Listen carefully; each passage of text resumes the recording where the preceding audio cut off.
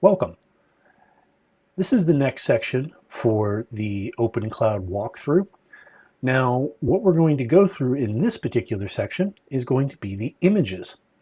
Now, when we expand the image location, we have two different types of images that we can work with in the system. The first one is templates.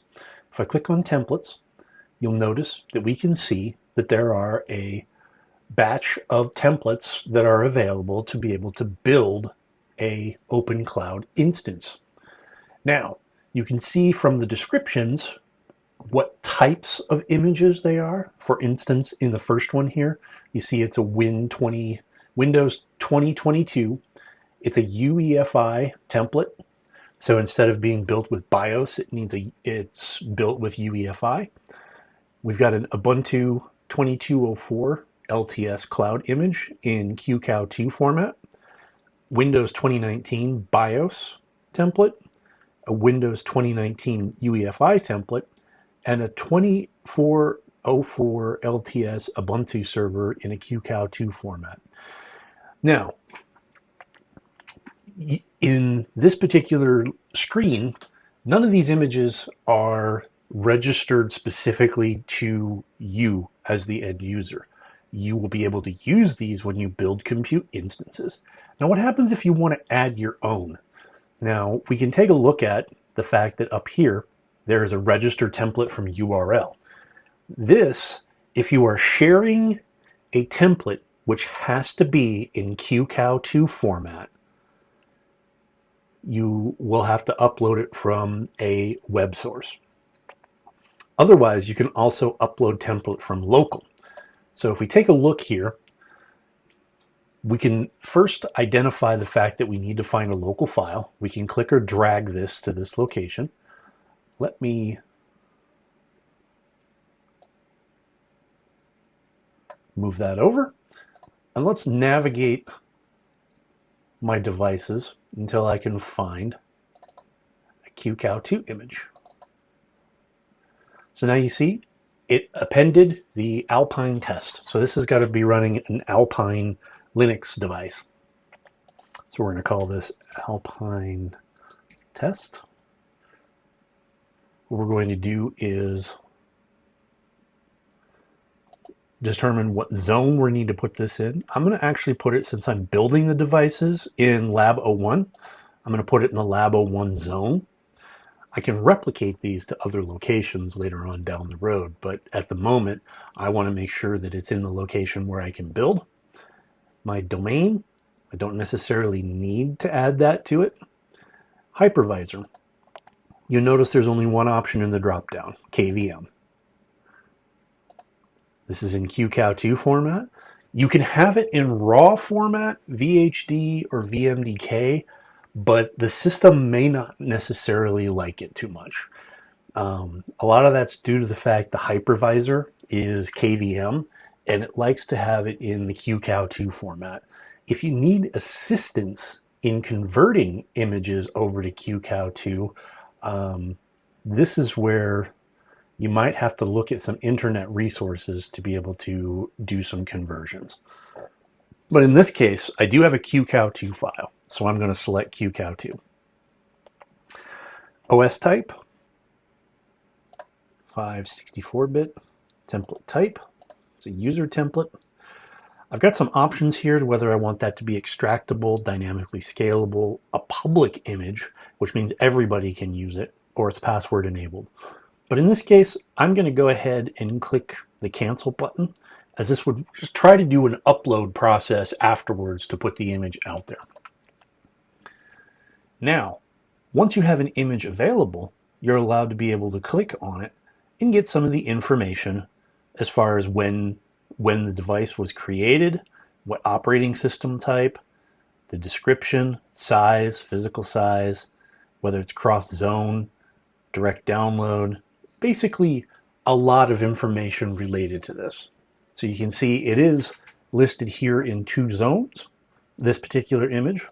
Settings, it's told to use the OS default, events, comments. So basically you get a bevy of information related to that particular image. So let's go back to the templates. Now, once an image is updated in here, there are multiple ways to find it. You've got to drop down here a filter by. Notice it says all. So right now it's doing all templates. And right now we're doing all public templates. If I do mine, these are the ones that I upload. Notice that we don't have any because I haven't officially uploaded a template yet. Shared. This would be if you're sharing a template that you have with other accounts within your environment. Featured. Featured is where the public images go to. So you can see these are the 5 images that we started off with. And then community. If there is a sharing option available for the overall user community of OpenCloud, you can share an image so that everybody uses it. That's different from US Signal hosting the image under featured.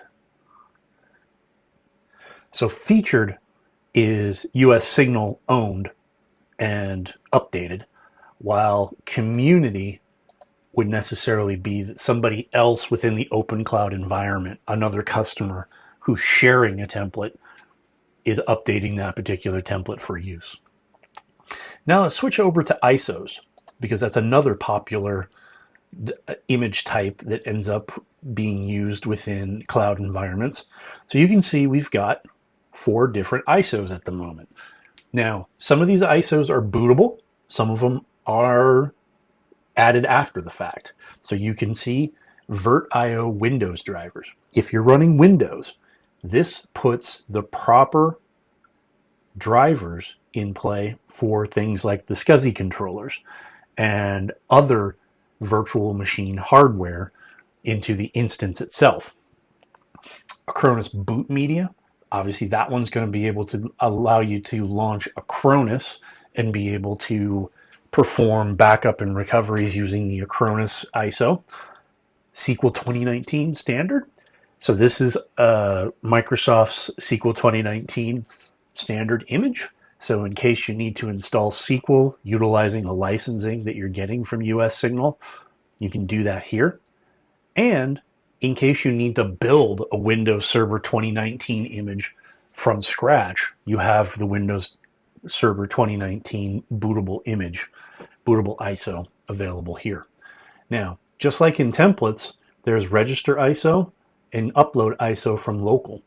So same sort of things apply. If I wanted to update or upload an ISO, I could perform that operation here. Let me move this over.